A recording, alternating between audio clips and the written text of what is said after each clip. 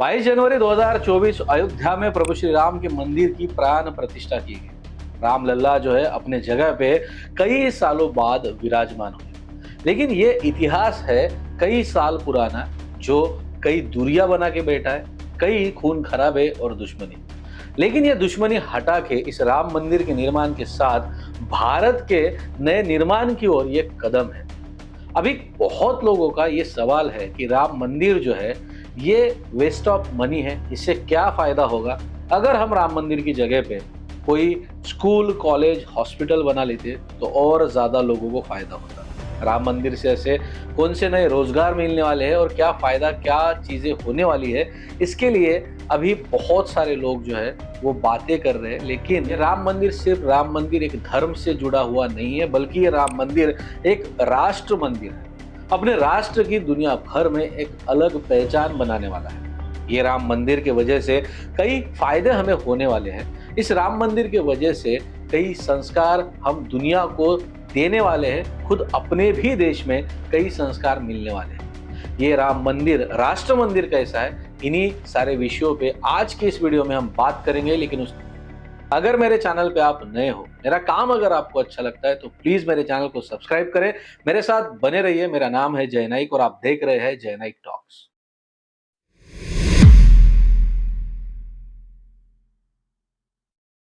सबसे पहले तो मैं आपको एक्सप्लेन कर दूं कि ये राम मंदिर राष्ट्र मंदिर कैसा है। एक राष्ट्र का मंदिर, इस राष्ट्र में अलग अलग धर्म, अलग अलग जातियों के लोग रहते हैं, उसके बावजूद भी मैं इसे एक राष्ट्र मंदिर के तौर पे क्यों आपके सामने पेश कर रहा हूं, उसका रीजन क्या है।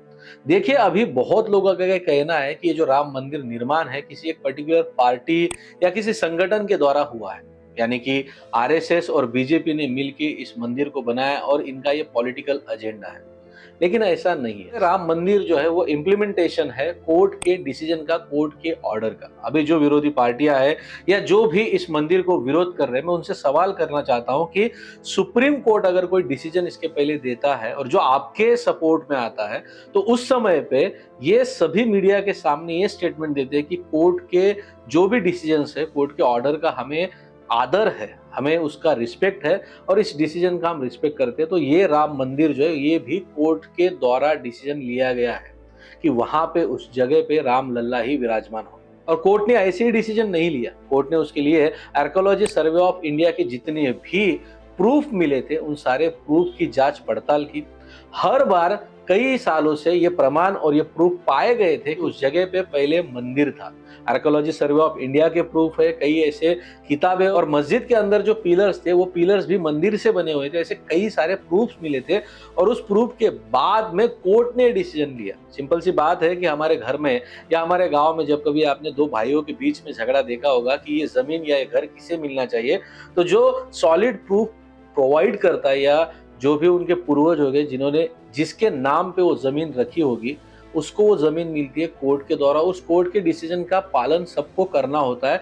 और राम मंदिर की जो प्राण प्रतिष्ठा की गई, राम मंदिर को जो बनवाया गया, ये कोर्ट के डिसीजन का पालन हो रहा था। एक भारतीय होने के नाते, एक सच्चा भारतीय और जो संविधान को मानते हैं, उन सबको मैं कहना चाहता हूं कि अगर संविधान एक तरफ आप मान रहे हो, आप कोर्ट के हर एक ऑर्डर का पालन कर रहे हो, हर एक ऑर्डर के जो भी ऑर्डर है उसके रिस्पेक्ट कर रहे हो, तो इस ऑर्डर का रिस्पेक्ट क्यों नहीं। और रही बात प्राण प्रतिष्ठा में नरेंद्र मोदी और मोहन भागवत और वो लोग थे, ये चीज भी आप टेक्निकली समझने की कोशिश कीजिए कि वहां पे जब प्राण प्रतिष्ठा की गई थी, उस मंदिर का उद्घाटन किया गया था, उस समय पे वहां पे गवर्नमेंट ऑफिशियल्स थे। उस समय पे वहां पे नरेंद्र मोदी भारतीय जनता पार्टी के नेता के रूप में नहीं, बल्कि हमारे देश के प्रधानमंत्री के रूप में मौजूद थे। वहां पे योगी आदित्यनाथ ये भारतीय जनता पार्टी के नेता नहीं, बल्कि उत्तर प्रदेश के मुख्यमंत्री के रूप में मौजूद थे। वहां की राज्यपाल मौजूद थी। अब जब कोर्ट ने डिसीजन दिया था कि इस जगह पे, जो विवादित जगह थी, वहां पे राम मंदिर बनाया जाएगा, उस समय पे राम जन्मभूमि न्यास को ये जमीन दी गई थी। और राम जन्मभूमि न्यास को ये पता है कि राष्ट्रीय स्वयंसेवक संघ ने पिछले 30 सालों से इस मंदिर के निर्माण के लिए कड़ी मेहनत की थी, कई ऐसे आंदोलन किए थे, कई ऐसे डिमांड्स किए थे। तो उसके चलते एक रिस्पेक्ट और अतिथि के तौर पे राम जन्मभूमि न्यास के कुछ लोगों ने मोहन भागवत जी, जो आरएसएस के मुखिया है, उनको बुलाया गया था।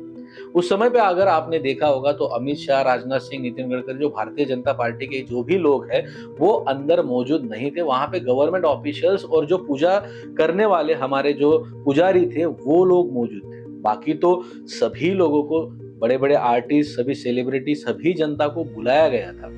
तो ये किसी एक पार्टी और संगठन के द्वारा निर्माण किया गया मंदिर नहीं है, बल्कि हमारे देश में जिसमें हम सबसे ज्यादा भरोसा करते थे, सुप्रीम कोर्ट के द्वारा दिए गए आदेश का पालन किया गया था और जिनकी वो जगह थी उनको मिली। ये अफसोस होता है ये चीज सोच के कि जहाँ पे ये 1000-10,000 साल पुराना इतिहास है हमारे देश का, जहाँ पे प्रभु श्री राम का जन्म हुआ, उस जगह पे हम ये विवाद करते रहे पिछले 500 सालों से कि ये राम जन्मभूमि है या नहीं, जबकि हमें पता है कि जो मुगल है वो कई सालों बाद भारत में आए।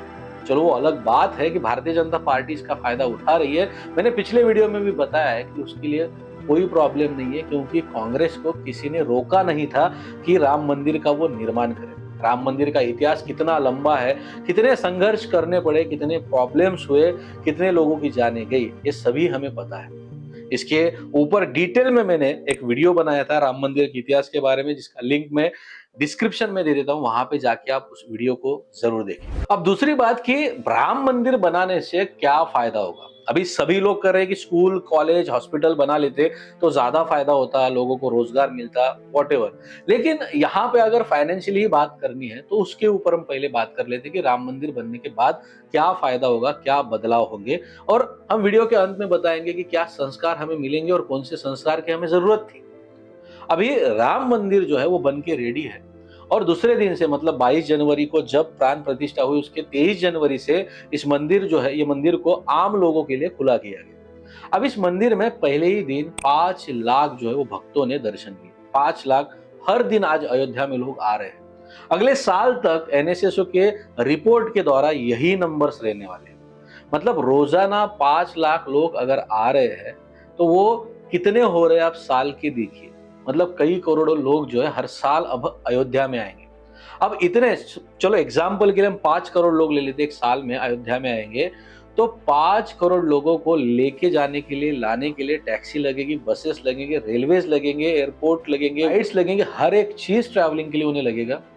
उसके बाद वहां पर रहने के लिए उन्हें होटल्स लगेंगे, उन होटल में काम करने के लिए कई सारे लोग लगेंगे, रेस्टोरेंट्स लगेंगे, बहुत सारी चीजें होगी। ये सिंपल बात है, समझ में आनी चाहिए। यहाँ पे कई सालों का ये विवाद है और वो सॉल्व होने के बाद एक मंदिर बन रहा है, तो ये अभी वर्ल्ड अट्रैक्शन है जहाँ पे पूरे दुनिया से लोग आने वाले हैं और जहाँ पे बाहर के लोग भी आते हैं, इंटर जो देश के अंदर के लोग हैं वहां से भी आते हैं। तो बट ऑब्वियसली रेवेन्यू कितना ज्यादा बढ़ना है उस जगह का। फाइनेंस के बाद रही बात संस्कारों की कि राम मंदिर बनाने के बाद हमें क्या संस्कार मिलेंगे, हम दुनिया को क्या संस्कार, क्या संस्कृति, क्या कल्चर देने वाले, आने वाली पीढ़ी को हम क्या सीख देने वाले हैं। जिस जगह पर राम लल्ला का मंदिर था वो जगह बाबर ने गिरा के मस्जिद बनाई। बाबर जो मुगल, उनके फिर जितने भी वंश आपने देखे होंगे उसमें क्या संस्कार थे। औरंगजेब की अगर बात करें तो औरंगजेब ने अपनी सत्ता पाने के लिए अपने पिताजी को मार डाला, अपने सत्ता के लिए अपने भाइयों का कत्ल कर दिया और उसके बाद में वो राजगद्दी पे बैठा। वहीं प्रभु श्री राम ने हमें क्या संस्कार और क्या सीख दी है। प्रभु श्री राम जब राजा बनने जा रहे थे उस समय पे कैकेयी ने भरत को राजा बनने की इच्छा प्रदर्शित की, तो उस समय पे वो राज छोड़ के जंगल में चले गए। तो हमें ये संस्कार चाहिए कि हमें अगर अपनी सत्ता चाहिए, हमें अपनी मनमानी करनी है, हमें जो चीज चाहिए वो चीज लेने के लिए हम अपने भाई और पिता का कत्ल कर दे, या फिर हमें वो संस्कार चाहिए कि अगर कोई मांग रहा है तो वहां पे मैं त्याग कर दूं, मैं सेक्रीफाइस कर दूं और निकल जाऊं। जो मुझसे छोटा है, जो मैं दे सकता हूं, जो देने के मैं काबिल हूं, वो दे के मैं निकल जाऊं, वो संस्कार चाहिए। रावण को मारने के बाद प्रभु श्री राम ने पश्चाताप किया था कि एक मैंने ज्ञानी पुरुष को मार डाला। दूसरों के अंदर जो है वो क्या अच्छाई है ये ढूंढने वाले संस्कार चाहिए, या फिर मीर जाफर और मीर कासिम की तरह पीठ पर खंजीर मारने वाले लोग चाहिए। संस्कारों की देन है, हमें किस तरीके के संस्कार चाहिए वो चीज हमें देखनी चाहिए। देखिए इस देश में मेजोरिटी हिंदू की है, उसके बावजूद भी 500 सालों से राम मंदिर का विवाद चलता रहा। ये संस्कार ही है कि हम जो है वो कोर्ट पे, न्याय पे, जस्टिस पे भरोसा करते रहे। हम श्रद्धा थी प्रभु श्री राम के बारे में जिसके वजह से हम रुके रहे और हमें पता था कि एक दिन जहां पे जिसकी जगह है, प्रभु श्री राम की जगह है, तो वहां पे राम लल्ला ही आके विराजमान होंगे। आज अयोध्या पूरे दुनिया में एक केंद्र है आकर्षण का, एक अट्रैक्शन पॉइंट हो गया है।